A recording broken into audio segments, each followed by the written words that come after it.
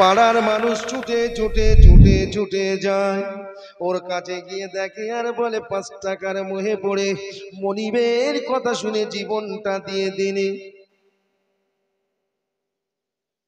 তোর মতো বোকা এমন কি আছে সমাজে 5 টাকার বিনিময়ে জীবন দিতে হলো, এমন করে যে যায় সেই বলে চলে আসে।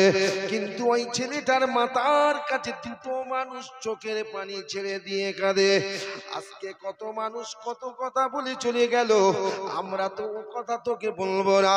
ও ভাই একটা বুড়ি মেয়ে ছেলে কাঁদে আর বলে বেটা তোকে গর্ভে রেখেছিলাম 10 মাস ধরে, কোনোদিন কোনো কষ্ট আমি অনুভব করিনি, যেহেতু কষ্ট পেয়েছিলাম তোর মহব্বতে তোর ভালোবাসায়, ওই কষ্টটা আমার কাছে কোনো দিনের জন্য কষ্ট মনে হয়নি।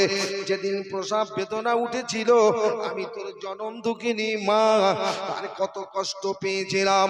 আমাকে সান্ত্বনা দিতে কত মানুষ মাথার গোড়ায় দাঁড়িয়ে, কেউ আমার মাথায় হাত বুলিয়ে দিয়েছিল, কেউ আমার পা টিপে দিয়েছিল, গা টিপে দিয়েছিল, কোনো মতে স্বস্তি উপলব্ধি করতে পারে রে। এইভাবে আতা বাতা খেতে আমি যখন তোকে প্রসব করেছিলাম আমি তোর মা বেহুশ হয়ে পড়ে গিয়েছিলাম, কিন্তু এত কষ্টের ভিতরে যখন আমি হুঁশ পেয়েছিলাম তোর মুখের দিকে তাকিয়ে সব ব্যথা নিবারণ করেছিলাম। মা কাঁদে কলিজার টুকরা রে, আজ তুই জনমের মতো চলে গেলি আমার কোলটা খালি করে, আমি কাকে আর সোনার মালিক বেটা বলে ডাকবো রে। আব্বা কাঁদে, মা যেমন কাঁদে আব্বা তেমন কাঁদে, কিন্তু বাপ কেঁদেছে মা কেঁদেছে কেন? বেটা গাছ থেকে পড়ে মরে গেছে বলে। কিন্তু ওই বাপ মা বলুন যখন ওকে মাটি দিয়ে চলে আসবে ওই বাপ মা কি আর ওদের জন্য কাঁদবে? কাঁদবে কি? তাকে চিনতে হবে না হবে না? মহব্বতের কান্না দুনিয়ায় আছি যতক্ষণ ততক্ষণ, কত মহব্বতের জিনিসের বুকে মাটি দিয়ে 4 দিন যেদিন হচ্ছে, এখন আপনাদের এলাকায় হয়, এখন ব্যাপক হারে হয়ে গেছে, মরে গেলেই চায় না মা, বলে মেরে কেটে পারিস আর না পারিস এই দিনটা পার কর। কি গো ভুল বলছি নাকি? চায় না মা। কিন্তু ও তো তুমি 4 দিন করে তো শেষ, তোমার তো অনন্তকালের জন্য প্রয়োজন হবে মানুষের সাপোর্ট। কি আমার সাপোর্ট করবে? আমি আপনাদের বোঝানোর জন্য একটা হাদিস বলছিলাম। 1 তারিখে আম্মা জান্নাত আয়েশাতুল হুমায়রা ঘরে বসে আছেন, বিশ্ব নবী আমার বাইরে ছিল, ঘরে ঢুকেছে, দরওয়াজায় নবী আমার দাঁড়ানো মাত্র আয়েশাতুল হুমায়রা দরওয়াজা খুলে দিয়ে রাসূলুল্লাহর মুখের দিকে ফিরে ঝরঝর করে চোখের পানি ছেড়ে কাঁদতে দিয়ে শুরু করে দিয়েছে।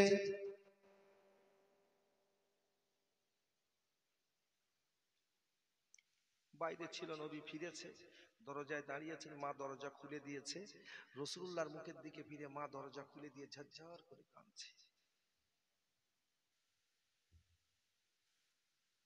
আচমকা কাউকে কাঁদতে দেখলে কি বলবে? কি কাঁদছিস কেন, কি হয়েছে, কি বৃত্তান্ত বলবে না বলবে না? আম্মা জান্নাত আয়েশাতুল হুমায়রার চোখের পানি দেখে বিশ্ব নবী আমার সহ্য না করতে পেরে বলেছিল, ও বিবি আয়েশা, আমি রাসূলুল্লাহ তো ঘরে ছিলাম না, তুমি একা ঘরে ছিলে, কিন্তু ঘরে আসতে তোমার চোখের কোণায় পানি দেখে আমি রাসূলুল্লাহ আমার মনটা বড় খারাপ হয়ে গেছে। বলো তোমাকে কেউ কষ্ট দিয়েছে? রাসূলুল্লাহকে মা আয়েশাতুল হুমায়রা বলেছিল, ইয়া রাসূলুল্লাহ, ইয়া হাবিবাল্লাহ, না না না না, আমি আয়েশা আমাকে কষ্ট দেবার মতো মক্কার জমিনে এমন কোন মানুষ নাই। রাসূলুল্লাহ বলে তবে কাঁদো কেন? নবী আমার এই কথা বলতে মা আয়েশা বলে, ইয়া রাসূলুল্লাহ, ইয়া হাবিবাল্লাহ, আপনি বাইরে ছিলেন, ঘরে দরওয়াজার মুখে দাঁড়িয়েছেন, আমি আপনাকে ঘরে ঢোকার জন্য দরওয়াজা খুলে দিয়ে আপনার মুখের দিকে তাকিয়ে আমি আয়েশা আমার চোখের কোণায় পানি এই জন্য ওদের আমি আপনার দিকে তাকিয়ে দেখেছি আপনার মাথার আর দাড়ির কতগুলো চুল পেকে গেছে, আপনি কি বুড়ো হয়ে গেছে? এই অসুবিধা হচ্ছে নাকি আপনাদের? কি বলেছে? চুল দাড়ি পেকে গেলে কি বলে? বুড়ো বলে না কচি বলে? কথা বলে না, বুড়ো বলে তো। তবে এখনো সমাজে বুড়ো আছে এই কথা বলে। 75 বছরের চাচা জামার বাড়ি যাচ্ছে, মনে হয় 27 বছর বয়স, এত কালি মেকে প্যানিং করে যাচ্ছে, দেখলি মনে হবে চাচার আর জন্য একটা মেয়ে দেখতে যাচ্ছে মনে হয়। রাগ করলেন নাকি? চুল পাকা ভালো না খারাপ? ভালো লক্ষণ। কেন জানেন? নবী বলেছেন বুড়ো হলি, বুড়ো দেখলে আল্লাহর দয়া হবে। জোরে বলুন। হায় হায় হায়, মনে হয় চার। আচ্ছা ভাই একটা কথা জিজ্ঞেস করি, বক্তার ওয়াজ কখন ভালো হয় বলুন তো? দুটো জিনিস ভালো লাগে, একটা হলো বক্তা এই শ্রোতা, আর একটা হলো মাইক, তাই তো নাকি? দুটো যদি ভালো হয় বক্তার ওয়াজ ভালো হয় না? কিন্তু মাইক ভালো, শ্রোতা খারাপ। আর এই আপনাদের ভোগালে তো প্রায় প্রায় আসছি, আবার এই 15 তারিখে ছেলেরা দাওয়াত করে রাত 2টোয় আসতে হবে। কি গো আপনাদের, আপনারা আমার উপরে রাগ করেছেন নাকি আসাতে? আচ্ছা কেটা রাগ করেছেন একটা হাত তুলে দেখান। কেউ রাগ করেনি, তাহলে কথা বলছেন না কেন? একটু কথা বলবেন তো খুশি হব। কিন্তু একটা মানুষ যখন মন খারাপ করে বসে থাকে, তাকে আর একটা মানুষ গিয়ে অনেক রকম কথা বলে সান্ত্বনা দিয়ে তার মুখে হাসি ফোটায়, তাই না? এখন মনে করুন আমার মনটা তো খারাপ আছে না নাই, কখন আনন্দ পাবো? যখন তোমাদের ব্যবহারটা আমি ভালো পাবো, ঠিক কিনা বলেন? কি বলছিলাম? তুই বল। হ্যাঁ, তাহলে লক্ষণটা ভালো না খারাপ? আমি একটা বোঝানোর জন্য বলছি। এই ওয়াজ করতে বলতে ভাতের মাঝে মাঝে একটা অ্যাকশন দিতে হবে। মানে কি রে, কথা বোঝা গেল না? এবার বলি, তাহলে চুল পাকলে লক্ষণ ভালো না খারাপ? নবী যে হাদিস বলে তার সেই দৃষ্টান্ত ভালো। আচ্ছা চুল পাকার পরে যদি কেউ কালো করে, ও সাদা হওয়ার আগে যদি মরে যায়, লক্ষণ ভালো না খারাপ? আচ্ছা ভুল বুঝবেন না, আমি যদি কলপ করি, কলপ করার পরে যদি আমি মরে যাই, মরে গেলে তো গোসল দিতে হয়, যদিও যে গোসলদাতা আমার গোসল দিয়ে দেবে, আমার গোসলটা হবে বলে মনে হয়? তাহলে মুসলমান তুমি কেন সাদা চুলি কালো করতে গিয়ে তুমি মরতেছ? আমার কথা বোঝা যায় না? দুনিয়া থেকে সেরেও বিদায় দেবো গোসল দিয়ে, কিন্তু তোমার দেহটা না পাক হবে তখন যখন তোমার গোসলটা শুদ্ধ হয়ে যাবে। কি ঠিক কিনা বলেন? খুলে বললে তো ভাই আবার আপনারা রেগে যাবেন। ভাঙড় এলাকা তো, বেশি খুলেও বলা যাবে না। জি। ওহ আল্লাহু আকবার। আম্মা জান আয়েশাতুল হুমায়রা রাসূলুল্লাহকে জিজ্ঞাসা করলেন, ইয়া রাসূলুল্লাহ হাবিবাল্লাহ, আপনার মাথার আর দাড়ির চুল মোবারক গুলো সাদা দেখে আমি আয়েশা আমার ভয় হয়ে গেছে। হুজুর আপনি কি বুড়ো হয়ে গেছেন? মা মনে করে নবী যদি বুড়ো হয়ে যায়, আমি আয়েশা আমি স্বামী হারা হয়ে যাব, কেননা বুড়ো হয়ে গেলে তো নবী আর বেশি দিন থাকবে না। রাসূলুল্লাহ মায়ের মনের কথাটা জানতে পেরে বলেছিল, ও বিবি আয়েশা, আমি রাসূলুল্লাহ আমার মাথার আর দাড়ির চুলগুলো সাদা দেখে তুমি কাঁদছো, এই জন্য আমি বুড়ো হয়ে গেছি বলে তোমার মনে মনে এটাই ধারণা জাগে আমার নবী যদি বুড়ো হয়ে যায় আর তো বেশি দিন থাকবে না, আমি স্বামী হারা হয়ে যাব। তবে বিবি আয়েশা, আমার মাথার আর দাড়ির চুলগুলো দেখে তুমি আমাকে বুড়ো ভেবো না, আমি এখনো বুড়ো হইনি। তবে চুল দাড়ি যে কেন পেকেছে আয়েশা তুমি জানো না, আমি রাসূলুল্লাহ জানি।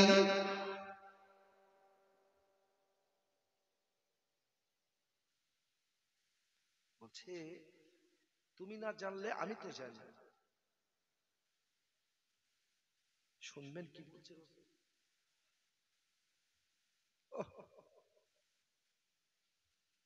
আর সমাজের মুসলমান যদি শুনতো, খোদার কসম দিয়ে বলছি মুসলমানদের মাল ওরা হাতিয়ে নিতে পারতো না।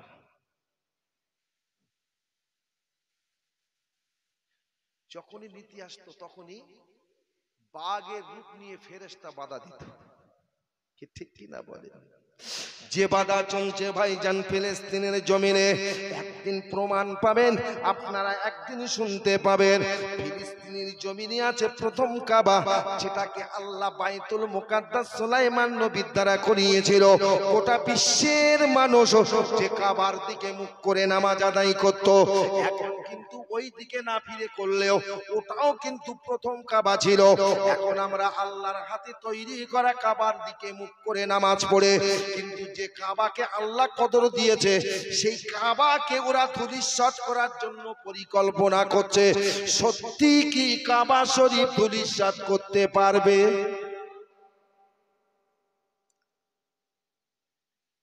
মনে করুন গাজার মুসলমানেরা লড়াই করে বাইতুল মুকাদ্দাস দখল করবে, কিন্তু ওরা লড়াই করলো না, তাই বলে কি বাইতুল মুকাদ্দাসকে আল্লাহ বাঁচাতে পারবে না? পারবে না।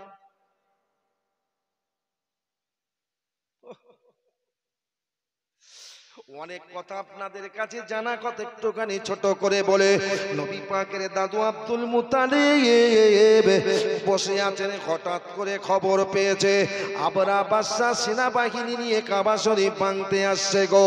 আব্দুল মুতালিব তখন কি করেছিল? নিরুপায় হয়ে পাহাড়ের গায়ে গিয়ে আল্লাহর কাছে হাত তুলে দোয়া করে বলেছিল, ও রাব্বাল আলামিন, আল্লাহ পাক, কাবার মালিক তুমি, দেখভালের দায়িত্ব দিয়েছ তুমি, আমাকে দেখভালের দায়িত্ব দিয়েছ, আমি তোমার কাবা দেখভাল করে শুনেছি আবরা নাকি কাবা শরীফ ভাঙতে আসছে। আল্লাহ আমার লাঠির বল, জনবল, গায়ের বল একটাও নয়, আমি দুর্বল, আমি দুর্বল, আবরার মতো মানুষের সঙ্গে লড়তে পারবো না। তবে দোয়া করি মাওলা, কাবা যদি তোমার হয়, আল্লাহ কাবা তোমার, ইবাদতের দায়িত্ব তোমার। একটু জোরে বলা যাবে সুবহানাল্লাহ, আরো জোরে বলা যাবে সুবহানাল্লাহ। কাবা কার? দায়িত্ব কার? তবে আমাদের হুকুম দিয়েছে, আল্লাহ নিজেই বলেছে কোরআন আমার হেফাজতের দায়িত্ব। জোরে বলো।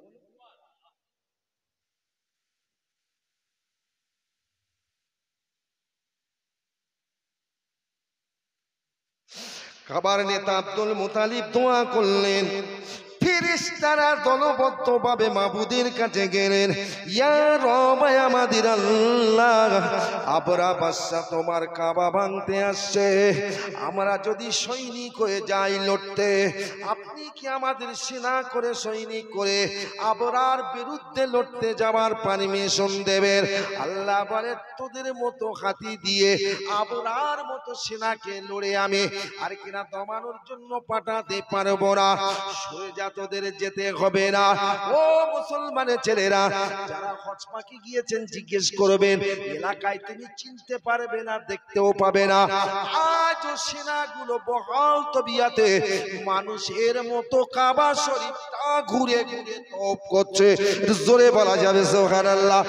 লকডাউনে কাবা শরীফে তালা মেরে দিয়েছিল, কাবা শরীফে আজান দিতে দেয়নি, নামাজ পড়তে দেয়নি, তওপ করতে দেয়নি। তবে একটা কথা বলে, কাবা যেদিন জন্মেছে সেদিন থেকে তওপ শুরু হয়েছে, কিয়ামত পর্যন্ত তওপ চলবে, তওপ বন্ধ হবে না। রাত দিন 24 ঘন্টা অবিরাম তওপ তওপ তওপ তওপ চলবে চলবে চলবে।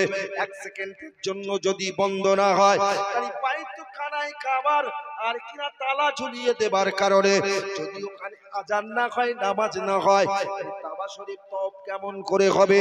আল্লাহ বলে, বান্দা চিন্তা করিস না, যদি মানুষ তওপ না করে, আমি আল্লাহ 18,000 মখলুক সৃষ্টি করেছি, কোনো না কোনো মখলুক আমার কাবা তওপ করবে।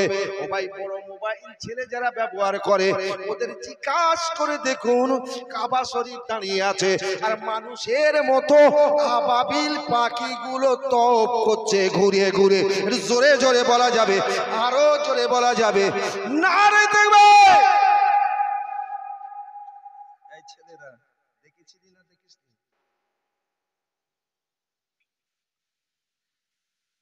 আল্লাহর কাজ আল্লাহ করতে পারে না? পারে না?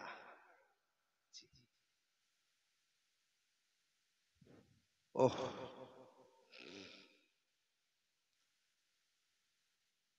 আল্লাহ ফেরেশতাদের করতে তোরা সর। উমরায় গিয়েছেন কেউ?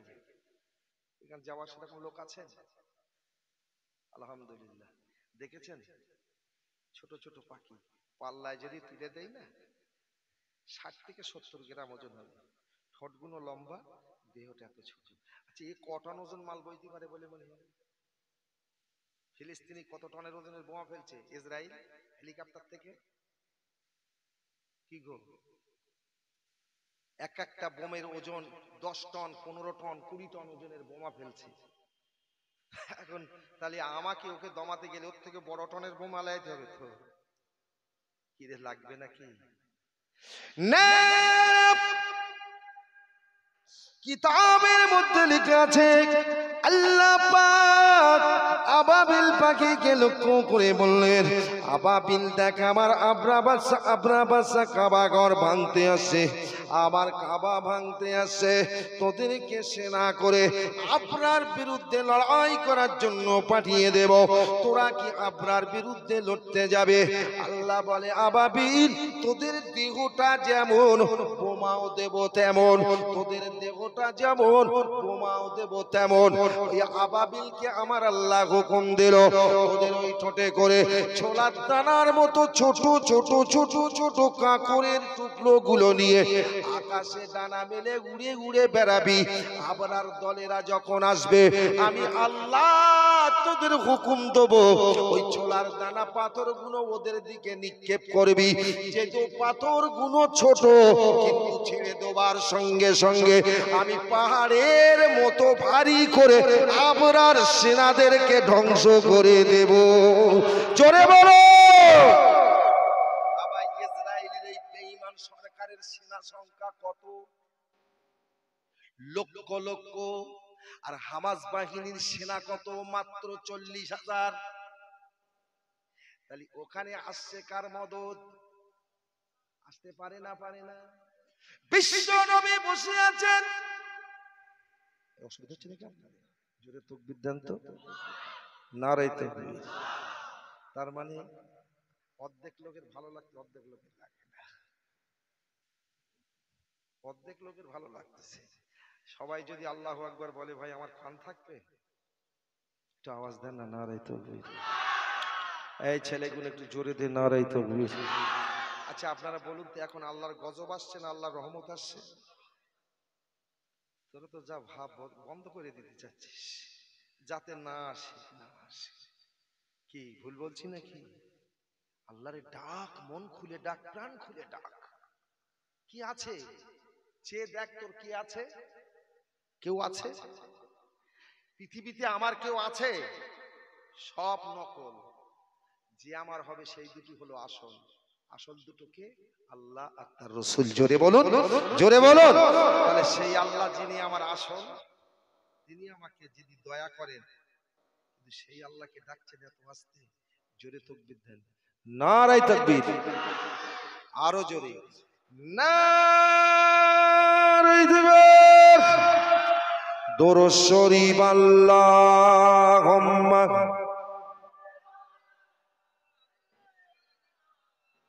আরো জোরে, আরো জোরে। চা খাবো না, জোরে বল। বুঝতে পারছি চা আসতে বলতে রাগ হচ্ছে, জোরে বল। আরো জোরে আল্লাহুম্মা।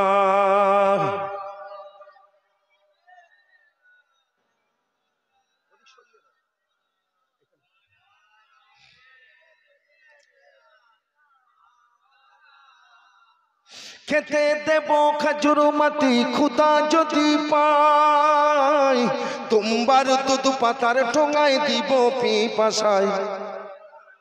চুরি হবে না? কে খাওয়াবে?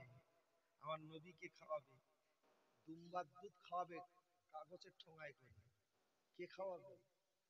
হালিমাতু সাদিয়ার, হালিমাতু সাদিয়ার ছোট ছোট ছেলেগুলো। কবিতায় কবি ছন্দে বলছি, খেতে দেব খেজুর মাটি খুদা যদি পাই, তোমার দুধ পাতার ঠোঙায় দিব পিপাসায়। আরো জোরে হাজির হব হাজির হব হামেশা তার খেদমত সবাই, তোর মোস্তফাকের দে নামাগো সঙ্গে নিয়ে যায়। আল্লাহুম্মা, জোরে জোরে জোরে জোরে জোরে জোরে।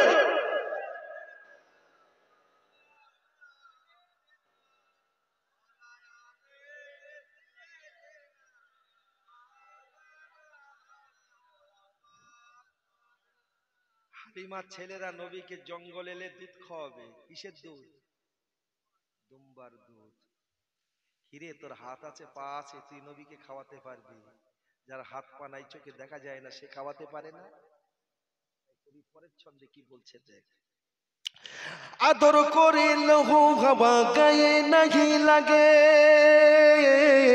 চলতে কদম পথের কাটা কুসুম হয়ে জাগে। জোরে বলুন, আরো জোরে বলুন, নারে দেখবে। নবীর গায়ে লু হাওয়া, গরম হাওয়া লাগতো। হাওয়া এলে, গরম হাওয়া নবীকে দেখলে কি করতো? লুকিয়ে যেত, লুকিয়ে যেত রে পাগল। আর তুমি এখন নবীর সামনে বিড়ি টানতেছো। ভুল বলছি নাকি? নবী যদি বলে এটা নবিয়ানা মজলিস, বেহেশতের বাগান, এখানে যদি কেউ বিড়ি খাবার আশায় বিড়িলে পকেটে করে বসে ওয়াজ শোনে, ও ভাই, তাহলে ও বিড়ি সামনে নবীর সামনে বসে আছে না নাই? কথা বলছেন না কেন? রাগ করুনি ভাই, খাচ্ছ খাও, তবে আমি যদি মানা করি তবে শুনো, তোমার লাভ হবে। কি ঠিক কি না বলে? কবি কি সুন্দর করে বলছেন, আপনাদের অসুবিধা হচ্ছে নাকি? আদর করে লহ হাওয়া গায়ে নাহি লাগে, চলতে কদম পথের কাটা কুসুম হয়ে জাগে। লুকায় সুরুজ, লুকায় সুরুজ দেখে মাতার পেশানি রসনাই, তোর মোস্তফাকের দে নামাগো সঙ্গে নিয়ে যায়। আল্লাহুম্মা, জোরে জোরে জোরে জোরে জোরে জোরে।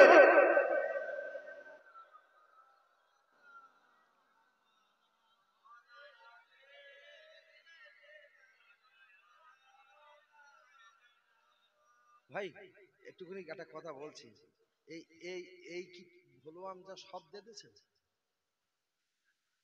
আর আছে?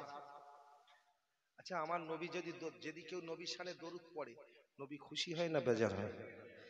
নবীকে খুশি করবে যে মানুষটা, যদি নবী তার প্রতি খুশি হয়ে যায়, আল্লাহ কি বেজার থাকবে? আল্লাহ খুশি হবে। আর আল্লাহ খুশি হয়ে গেলে কি হবে? নবীর ওই উম্মতটাকে আল্লাহ ভালোবেসে দয়ার জান্নাত দিয়ে দেবেন। জোরে বলুন। তাহলে এতগুলো মানুষ দরুদ শরীফ পড়ছেন, এত বলছি জোরে পড়ো জোরে পড়ো, কার কথা শুনবে? বোর কথা। তাই বউরা যদি বলতো জোরে শরীফ পড়ো না, তাহলে জোরে পড়তো। এত জোরে বলছি তাও হয় না। কি গো, কিছু ভুল বুঝবেন না। এখন বর্তমানে এরা তো বউ ছাড়া চলে না, কি ঠিক কি না বলে? মা যদি বলে কচি কমনে যাচ্ছে, তোমার সঙ্গে বলে নাকি? ভুল বলবো। আর যদি গিন্নি বলে কোথায় যাচ্ছ, তুমি জানো না তোমার সঙ্গে কাল রাত থেকে বলতিস না ৩-৪ বার হয়ে গেছে, তা যখন মনে নেই তুমি আর একবার বলি একটু বাজারে যাচ্ছি। কি মধু ঢালা কথা! যেখানে মধু দিলে কাজ হবে সেখানে যাচ্ছ বিষ। তবে স্ত্রীর কথায় যেন রাগান্বিত হয়ে না। আমি যে বলছি যে ওদের উপরে রাগ করো না, করো না, কি গো ঠিক কিনা? কারণ রাসূল বলেছেন যে সংসারে স্বামী স্ত্রীর ভালোবাসা নেই, সে সংসারটা হলো জাহান্নামের সংসার।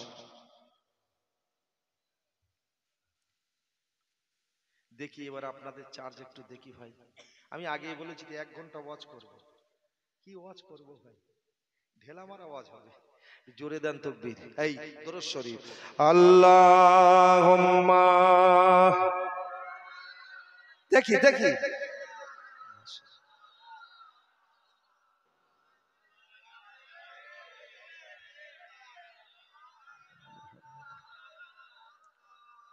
প্যারে হাজিরিন, সেই জায়গা চলে যাই। রাসূল বসে আছেন, মনটা খুবই খারাপ। কেন? জিহাদের ময়দানে যেতে হবে, সৈনিক তো আমার মেলা নাই। যে যুদ্ধটার নাম ছিল বদরের যুদ্ধ, আপনারা শুনেছেন না শোনেননি? আমি ফিলিস্তিনিকে কেন্দ্র করে কথাগুলো বলতে বাধ্য হচ্ছি। ভয় করিস না পাগল, ঈমানকে মজবুত কর, মসজিদের জামাতকে বড় কর। মালে হারাম খাওয়া ছাড়, গীবত ছাড়, মিথ্যা ছাড়, হাত তুলে খোদার কাছে দোয়া কর, ফিরিয়ে দেবেন বলে মনে হয়? দেবে? ফিরিয়ে দেবে?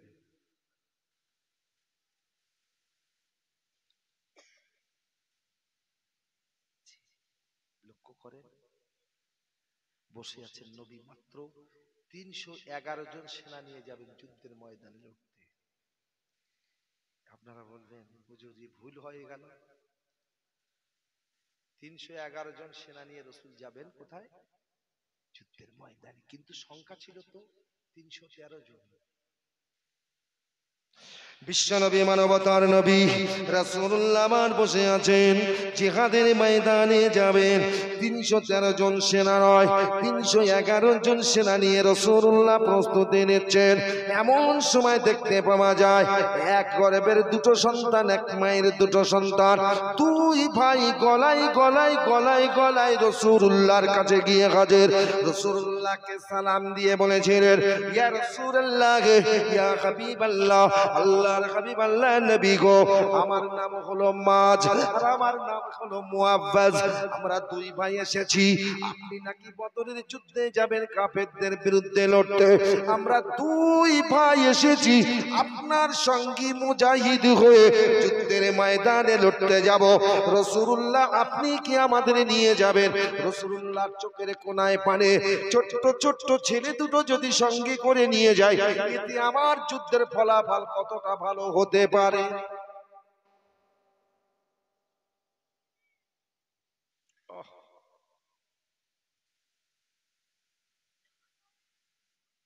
কিন্তু ওদের করুণ দৃশ্য দেখে রাসূল কি বললেন?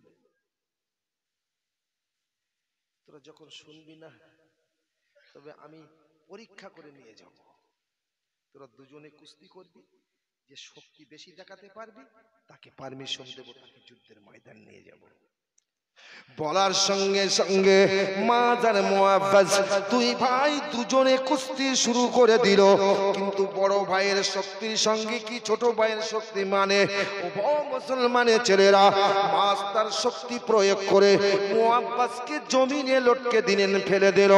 দাঁড়িয়ে আমার রাসূলুল্লাহকে বলছেন, হুজুর আমার শক্তি ছোট ভাইয়ের থেকে বেশি, আপনি আমাকে পারমিশন দেন। কিন্তু মাজ যখন মুআফফাজকে জমিনে ফেলে দিয়েছিল, মাঝে মুআফফাজ মাঝের কানে কানে বলেছিল, ভাইগো দুজনে নিয়ত করে এসেছি রাসূলুল্লাহর সঙ্গে যুদ্ধের ময়দানে কাফেরদের বিরুদ্ধে লড়তে যাব, কিন্তু নবী শক্তি দেখে নিয়ে যাবে বলেছে। দুজনের ভিতরে তোমার শক্তি বেশি বলে তুমি আমাকে জমিনে লুটকে দিয়েছো, এখন আমাকে তো পারমিশন দেবে না। তোমাকে পারমিশন দিলে তুমি আমায় ফেলে রেখে কি যাবে? ও ভাই, এসেছি দুজনে যাব, আমাকে কি একা ফেলে রেখে যাবে? তুমি আমাকে সঙ্গে করে নিয়ে যাবে না। তবে ভাই তোমার কাছে আবেদন, তুমি একটা বার আমার সুযোগ করে দিও, আমিও যেন রাসূলুল্লাহর থেকে তোমার কাছ রাসূলুল্লাহর কাছ থেকে তোমার মতো পারমিশন পেতে পারি। আছে সমাজে, ও 2 কিলো গম মেরে খাচ্ছে, আর আমি বললে আমার সঙ্গে খাদ্য দেবো না, তোরে খাওয়াবো। কি ভুল বলছি নাকি? খাবার জন্য ঝগড়া করে কারা বলুন তো? দেখেন, বাড়ি যদি আশপাশে কুকুর থাকে, দুমুঠো খোরাক ফেলে দিয়ে ঝগড়া করে খাওয়ার জন্য কারা? কথা বলছেন না কেন? কুকুর ঝগড়া করে না? বিয়াদবি মাফ করবেন, এখন ঝগড়া করছে খাওয়ার জন্য কারা? তোমাদের বলিনি।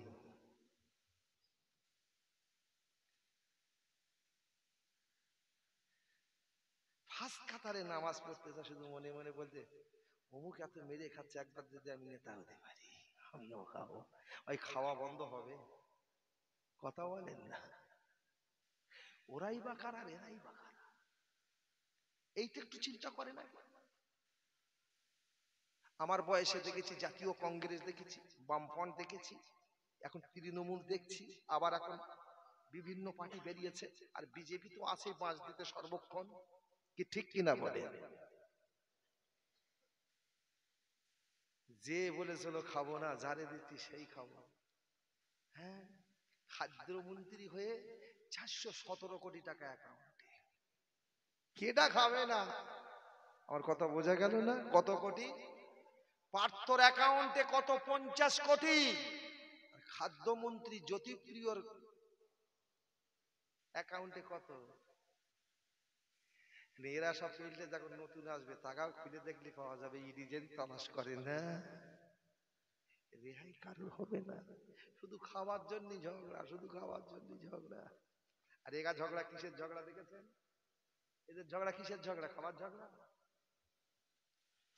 মুসলমানের ছেলেরা বিশ্ব নবীকে মা যখন বলেছিল ইয়া রাসূলুল্লাহ হাবিবাল্লাহ মুআব্বাজের শক্তিকে আমি হারিয়ে দিয়েছে, কিন্তু মুআব্বাজ বলেন ইয়া রাসূলুল্লাহ হাবিবাল্লাহ আমি আর কিনা বেখিয়ালে আমাকে ধরতে আমি পড়ে গিয়েছিলাম, আবার যদি ভাইয়ের সঙ্গে কুস্তি করি আমি মনে হয় জিতে যাব, আর একটা বারের জন্য সুযোগ দিন আমি আমার ভাইয়ের সঙ্গে লড়ে দেখি।